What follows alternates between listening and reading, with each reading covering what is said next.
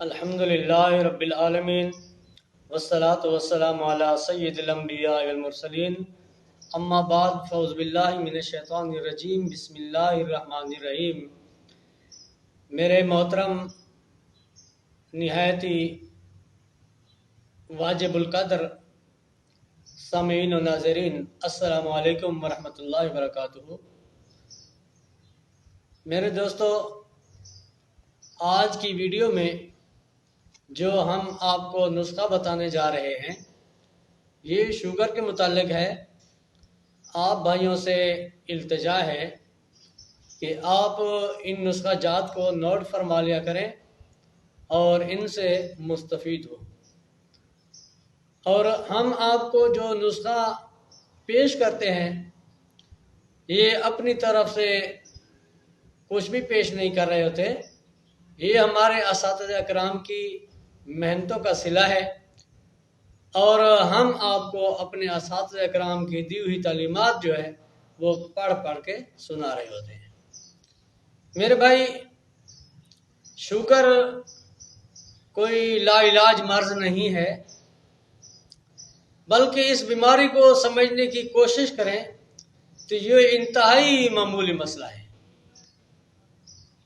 انسانی جسم کے اندر ایک مشین کی صورت میں لبلا ہوا کرتا ہے، یعنی گلینڈ سسٹم ہوا کرتا ہے جو جگر کے ساتھ مل کر کام کرتا ہے، جو جگر کے ساتھ اٹیچ ہوا کرتا ہے۔ اگر لبلبا کے اندر کوئی خرابی پیدا ہو جاتی ہے، اپنا کام مکمل نہیں کر پا رہا ہوتا، تو سمجھے کہ یہ بھی جگر کی خرابی کا مسئلہ ہے۔ اور اس کے بعد شوگر جو ہے وہ 3 قسم کی ہوتی ہے۔ نمبر 1 اعصابی شوگر، نمبر 2 عضلاتی شوگر، نمبر 3 غدی شوگر۔ اور ان کی علامات کیا ہوتی ہیں، ان کی وجوہات کیا ہوتی ہیں، اور اس کا طریقہ علاج کیا ہوتا ہے۔ اعصابی شوگر کی علامات، پہلے نمبر پہ اعصابی شوگر، اس کی علامات کیا ہوتی ہیں۔ اعصابی شوگر کے اندر پیشاب کی رنگت سفید ہوا کرتی ہے، آنکھوں کی رنگت سفید ہوا کرتی ہے، اور زبان کی رنگت سفید ہوا کرتی ہے۔ اس میں پیشاب بار بار آیا کرتا ہے اور جل ٹھنڈا ہو جاتا ہے۔ یہ شوگر اعصابی شوگر ہوتی ہے، اصلی شوگر ہوتی ہے۔ اس کے علاج میں آپ نوٹ فرمائیں کہ آپ لے لیں 100 گرام آملہ، 100 گرام بڑی الائچی، 100 گرام جامن کی گٹھلی، اور 100 گرام ہریڑ کا چھلکا۔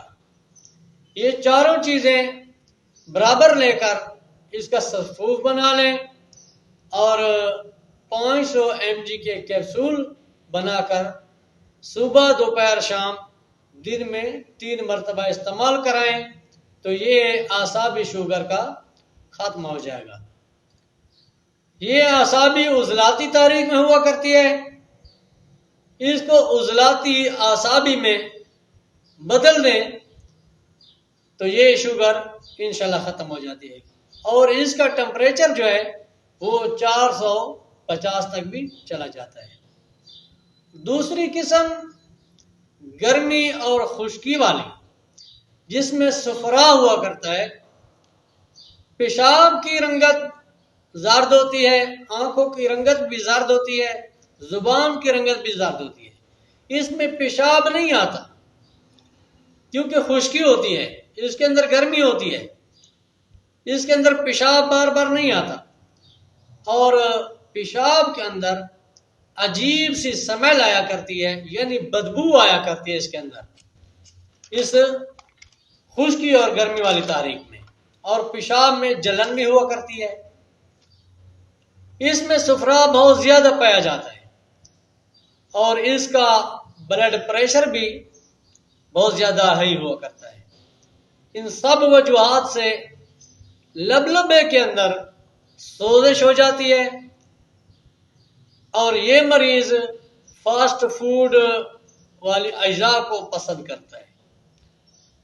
اس کا طریقہ علاج کیا ہوگا؟ سفید زیرہ لے لیں 100 گرام اور بڑی الائچی لے لیں 100 گرام، دونوں کو برابر وزن پیس کر آدھی چمچ گڑ کے کاوے کے ساتھ استعمال کرائیں۔ صبح دوپہر شام 1 کپ، انشاءاللہ گرمی خشکی والی شوگر یہ ختم ہو جائے کرتی ہے۔